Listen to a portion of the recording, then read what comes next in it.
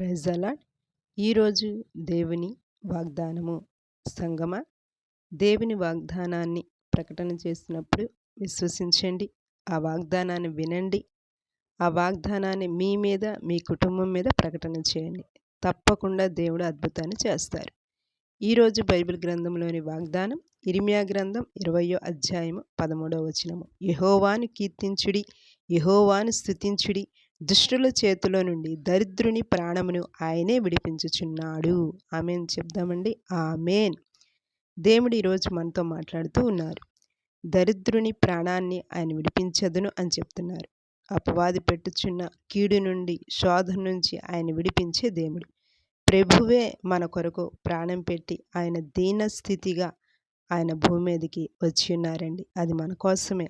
కాబట్టి ప్రభువు మన దీనత్వాన్ని, ప్రభువు మన దరిద్రతను ఆయన మీద వేసుకున్నారు. కాబట్టి మనము దరిద్రత నుంచి విడిపించబడగలము.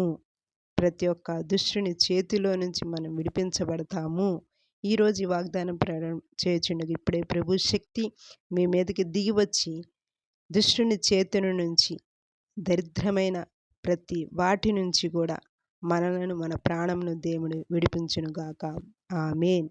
మళ్ళా వాగ్దానాన్ని విశ్వసించండి.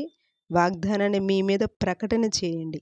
అప్పుడు ఆమేనని పలకండి, ఆమేనని టైప్ చేయండి. దేవుని దీవెన పొందుకుంటాము.